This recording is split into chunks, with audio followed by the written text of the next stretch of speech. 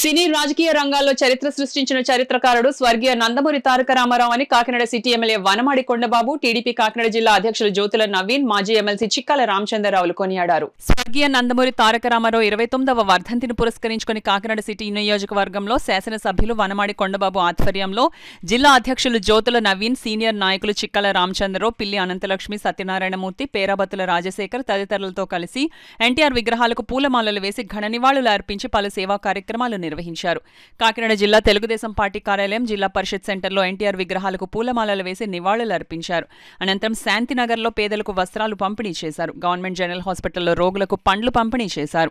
అనంతరం government general hospital వద్ద Nandamuri Basavatarakam Ramarao bus shelter వద్ద అన్నదాన కార్యక్రమం నిర్వహించారు. సందర్భంగా జ్యోతుల నవీన్ మరియు వనమాడి కొండబాబు మాట్లాడుతూ సమాజమే దేవాలయం, ప్రజలే దేవుళ్ళు అన్న నందమూరి తారక రామారావు మాటలు నేటికి ఆచరణీయమని, మరణం లేని మహాపురుషుడు అన్న ఎన్టీఆర్ అని, ఆంధ్రప్రదేశ్ ఖ్యాతిని, ఆంధ్రుల ఆత్మ గౌరవాన్ని ప్రపంచవ్యాప్తంగా నలుదిశలా వ్యాప్తి చేసిన వ్యక్తి స్వర్గీయ నందమూరి తారక రామారావు అని కొనియాడారు. ఈ కార్యక్రమంలో మల్లిపూడి వీరు, గెడ్డం పూర్ణచంద్రశేఖర్, చింతలపూడి రవి, సుంకర పావని, తిరుమల కుమార్, నులుకుర్తి వెంకటేశ్వరరావు, గదుల సాయిబాబా, కొల్లాబతుల అప్పారావు, తాజుద్దీన్, ఎండి అన్సర్, బోళా కృష్ణమోహన్, అమన్ జైన్, బాలసాడి రంగారావు, తుమ్మల సునీత, రమేష్, సీకోటి అప్పలకొండ, బంగారు సత్యనారాయణ, ఏవిడి మెంటారావు తదితరులు పాల్గొన్నారు.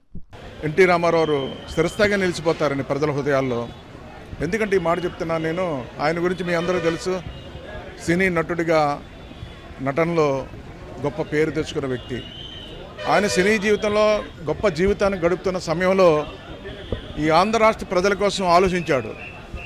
ఆంధ్ర రాష్ట్ర ప్రజలు అన్ని విధాలా నష్టపోతున్నారు, అభివృద్ధి పదంలో లేదు రాష్ట్రం.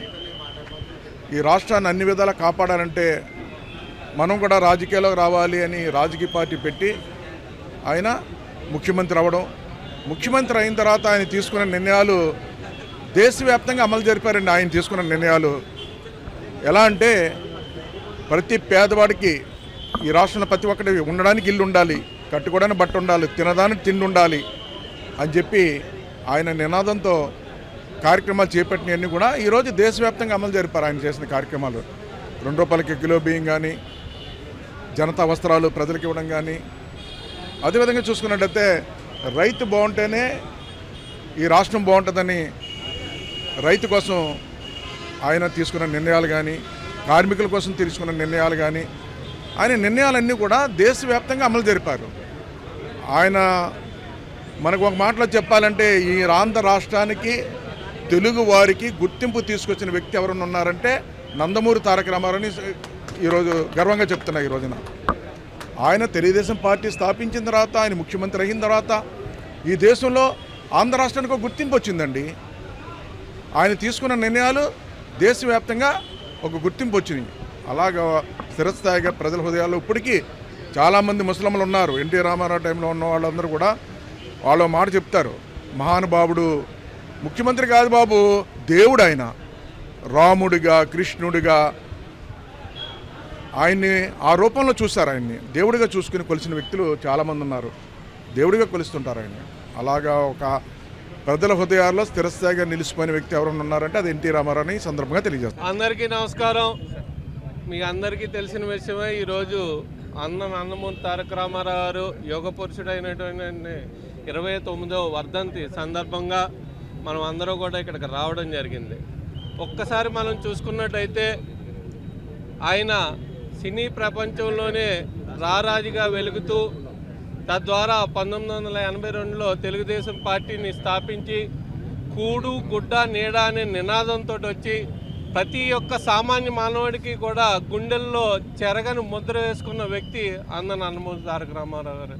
అటువంటి వ్యక్తిని ఈ రోజు వరకు కూడా ఈ రెండు రాష్ట్రాలు, తెలుగు రాష్ట్రాల్లో కూడా ఎవ్వరూ కూడా మర్చిపోలేదు. ఎందుకంటే ఆయన చేసిన సంక్షేమ పథకాలు కానీ, ఆయన సామాన్యుడి పట్ల చూపించిన విధానం కానీ, ఈ 40 సంవత్సరాల్లోని కూడా తెలుగుదేశం పార్టీ జెండా రెపరెపలాడుతుందంటే ఆయన ప్రభావాన్ని చెప్పక తప్పదు. ఖచ్చితంగా ఆయన ఆశయాలతోటే ఇక ముందు కూడా అందరూ కూడా నడుచుకుంటూ ఆయన ఆశయాలకు అనుగుణంగా తెలుగుదేశం పార్టీని నిలబడే విధంగా అందరూ కూడా ముందుకు వెళ్తామని మనస్ఫూర్తిగా తెలియజేసుకుంటూ సెలవు తీసుకుంటున్నాను. కేజీ బియ్యం ₹2 ఇవ్వడం కానీ, అలాగే పక్కా గృహ నిర్మాణం కానీ, అదేవిధంగా పెన్షన్ విధానం కానీ అనేకమైన సంక్షేమ కార్యక్రమాలు ఆయనతో మొదలెట్టింది. అదే రకంగా మరి రైతుకి అనేకమైన సంక్షేమ కార్యక్రమాలు చేయడం జరిగింది. రైతు కోసం రైతుకి అనేక నీటిపారుదల వ్యవస్థను మరి ఈ రాష్ట్రంలో తీసుకొచ్చింది ఎవరైనా అంటే ఎన్టీ రామారావు గారు. అలాగే గోదావరి జిల్లాలో రెండవ పంటకు అప్లికేషన్ లేకుండా ఇచ్చింది ఎవరైనా అంటే ఎన్టీ రామారావు గారు.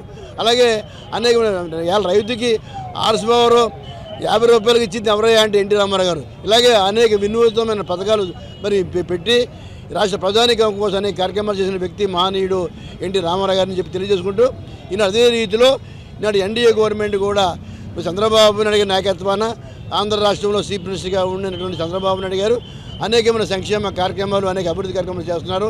ప్రజలు ఏదైతే అది మరి ఆశయంతో ఓట్లేసి గెలిపించిన ప్రధానికి న్యాయం చేయాలన్న భావాలతో అనేకమైనటువంటి కార్యక్రమాలు చేస్తున్నటువంటి మరి చంద్రబాబు నాయుడు గారు మరి పవన్ కళ్యాణ్ గారు అలాగే మోడీ గారు అలాగే కూటమి ప్రభుత్వంలో అనేక కార్యక్రమాలు చేస్తూ ఉన్నారని చెప్పి తెలియజేసుకుంటూ